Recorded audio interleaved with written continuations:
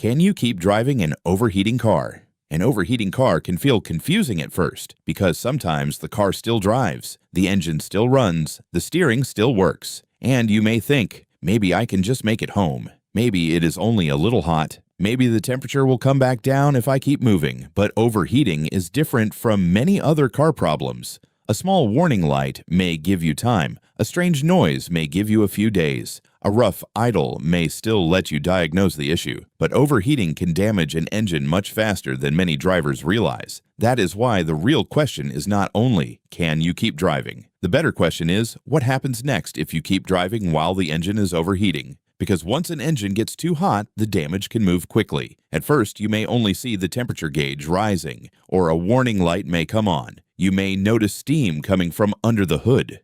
The air conditioner may stop blowing cold. The heater may act strange, or the car may feel weak when you press the gas.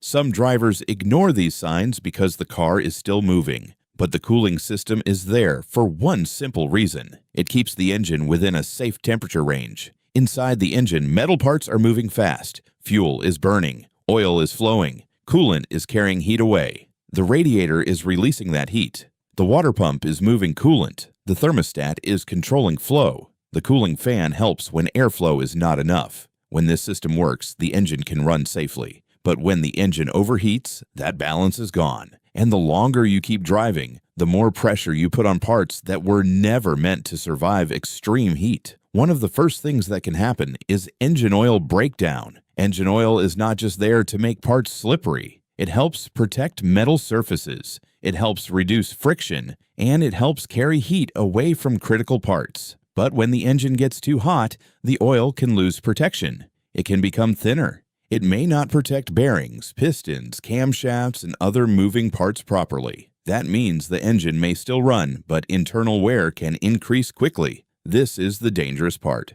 The car may still feel drivable, while damage is already starting inside. Next, the engine can start losing power. When temperatures rise too high, combustion can become unstable. The engine may hesitate. It may feel weak. It may knock. It may run rough. The computer may reduce power to protect the engine, or the engine may begin to struggle because the heat is affecting how everything works together. At this stage, many drivers still try to continue. They turn off the air conditioner. They slow down. They hope the gauge drops. Sometimes the temperature may drop slightly, but that does not mean the problem is fixed. It may only mean the engine is temporarily getting a little more airflow. The real cause may still be there. Low coolant, a coolant leak, a stuck thermostat, a bad radiator fan, a weak water pump, a clogged radiator, a broken hose, or a bad radiator cap. And if that cause is still there, the overheating can return again. Then the risk becomes much higher. One of the most expensive things that can happen is head gasket damage. The head gasket sits between the engine block and the cylinder head. It helps seal combustion pressure, oil passages, and coolant passages. When the engine overheats badly, metal parts can expand too much. The cylinder head can warp.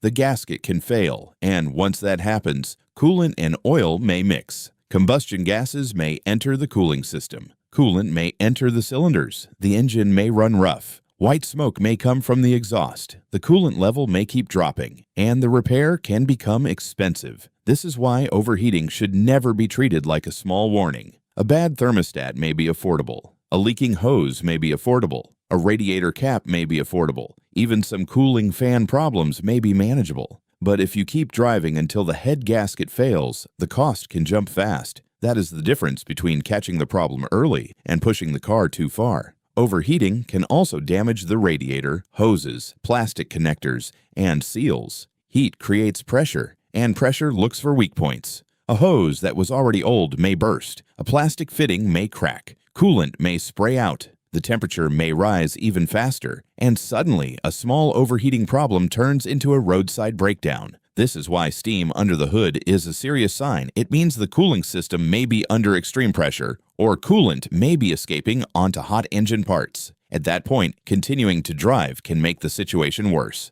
Another risk is engine seizure. This is one of the worst outcomes. If the engine gets hot enough and oil protection breaks down enough, metal parts can expand and rub together with too much friction. The engine may stop running.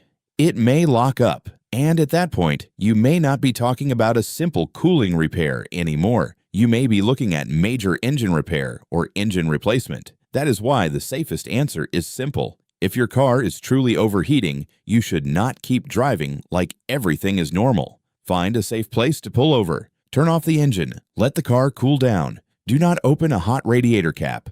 A hot cooling system can be under pressure, and opening it too soon can be dangerous. Once the car cools, then you can think clearly. You can check if the coolant level is low. You can look for obvious leaks. You can notice whether the cooling fan is working. You can call for help, or you can have the car towed instead of risking the engine. Some drivers ask, what if I am only a few minutes from home? That depends on how hot the engine is, how fast the temperature is rising, whether steam is present, whether coolant is leaking, and whether the warning light is on. But here is the honest answer. A short drive can become an expensive mistake if the engine is already overheating badly. Saving a tow bill can cost much more later if the engine gets damaged. That is the contrast every driver should remember. A cooling system repair may be annoying. A head gasket repair is painful. An engine replacement is much worse. So when your car overheats, do not focus only on distance. Focus on risk. If the temperature gauge is climbing, the warning light is on, steam is coming out, or the engine feels weak, the smart move is to stop safely. Let it cool. Diagnose the cause. Do not keep pushing it just because the car still moves, because an overheating engine does not always give you a long warning. Sometimes the damage starts quietly, then suddenly the repair becomes much bigger. The best habit is simple. Watch the temperature gauge. Do not ignore coolant leaks. Do not keep driving with steam.